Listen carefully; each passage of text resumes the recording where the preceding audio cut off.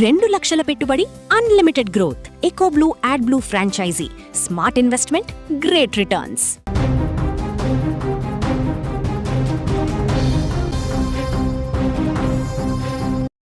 వరుస రోడ్డు ప్రమాదాలు ప్రజలను భయాందోళనకు గురిచేస్తున్నాయి.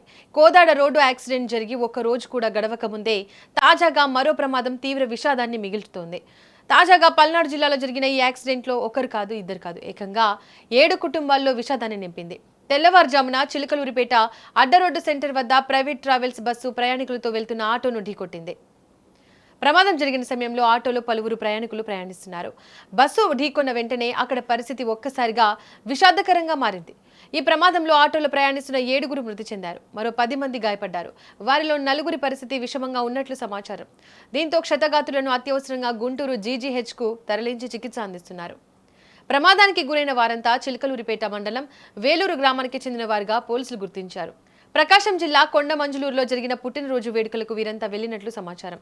వేడుకలు ముగించుకొని తిరిగి తమ స్వగ్రామానికి వస్తున్న సమయంలోనే ఈ ప్రమాదం జరిగింది. తెల్లవారుజామున జరిగిన ఈ ఘటనతో అడ్డరోడ్డు సెంటర్ వద్ద ఒక్కసారిగా కలకలం రేగింది. ప్రమాదాన్ని గమనించిన స్థానికులు వెంటనే అక్కడికి చేరుకుని సహాయక చర్యలు చేపట్టారు. పోలీసులకు సమాచారం అందించడంతో వారు కూడా హుటాహుటిన ఘటనా స్థలానికి చేరుకున్నారు. గాయపడిన వారిని బయటకు తీసి ఆసుపత్రులకు తరలించేందుకు స్థానికులు, పోలీసులు కలిపి రెస్క్యూ ఆపరేషన్స్ చేపట్టారు. తీవ్రంగా గాయపడిన వారిని మెరుగైన వైద్యం కోసం గుంటూరు జీజీహెచ్కు తరలించారు. ఘటనా స్థలంలో పరిస్థితిని అదుపులోకి తీసుకున్న పోలీసులు ప్రమాదానికి సంబంధించిన వివరాలను సేకరించారు. ఈ ప్రమాదంలో మృతులను బొంతబాబు, మన్నెమ్మ, సంపూర్ణమ్మ, లక్ష్మి, గంగమ్మ, మరియమ్మగా గుర్తించినట్లు సమాచారం. మరో మృతుడి వివరాలు కూడా గుర్తించాల్సి ఉంది.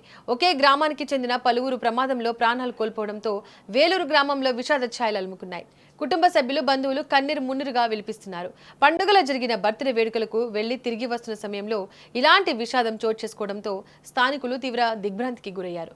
గాయపడిన వారి కుటుంబ సభ్యులు ఆసుపత్రిలోకి చేరుకుని పరిస్థితిని తెలుసుకునే ప్రయత్నం చేస్తున్నారు. ప్రస్తుతం చికిత్స పొందుతున్న వారిలో 4గురి పరిస్థితి విషమంగా ఉన్నట్లు సమాచారం ఉండడంతో వారి కుటుంబాల్లో ఆందోళన నెలకొంది. వైద్యులు క్షతగాత్రులకు అత్యవసర చికిత్స అందిస్తున్నారు. మరోవైపు ఈ ఘటనపై పోలీసులు కేసు నమోదు చేసి దర్యాప్తు ప్రారంభించారు. ప్రమాదానికి అసలు కారణమేంటి, బస్సు వేగం ఎంత ఉంది, డ్రైవర్ నిర్లక్ష్యం కారణమా లేదా మరేదైనా కారణం ఉందా అనే కోణాల్లో పోలీసులు విచారణ చేస్తున్నారు.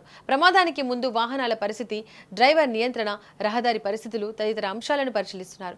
ప్రమాదం జరిగిన ప్రాంతంలో అవసరమైన ఆధారాలను సేకరిస్తున్నారు. ఈ ఘటన మరోసారి రోడ్డు సేఫ్టీపై ఆందోళన కలిగిస్తోంది. తెల్లవారుజామున ప్రయాణించే ప్రయాణికులు మరింత అప్రమత్తంగా ఉండాల్సిన అవసరాన్ని ఈ ప్రమాదం గుర్తు చేస్తోంది. ఒక్క క్షణం నిర్లక్ష్యం ఎన్నో కుటుంబాల్లో జీవితాంతం మిగిలిపోయే విషాదాన్ని మిగిల్చుతుంది. ప్రమాదానికి సంబంధించిన పూర్తి కారణాలు పోలీసుల దర్యాప్తు పూర్తయిన తర్వాతే తెలియాల్సి ఉంది. ప్రస్తుతానికి 7గురి మృతి, 10 మంది గాయాలతో ఈ ఘటన పల్నాడు జిల్లాలో తీవ్ర విషాదాన్ని మిగిల్చింది. ఈ కటింగ్ ఉంది కదా, అది వచ్చాడు చూసుకోవాలి. కటింగ్ సరిపోతుంది అని కరెక్ట్ బండి ముందు వచ్చి కటింగ్ ఆడ అవుతుంది. నేను చూసి బ్రేక్ కొట్టా, దూరం పోతా అనుకోవాలా, కరెక్ట్ ముందుకు వచ్చాడు. ముందుకు వచ్చి బ్రేక్ కొట్టాడు. ఎంతమంది ఉన్నారు? మా బండి అందులో చూడాలి అసలు.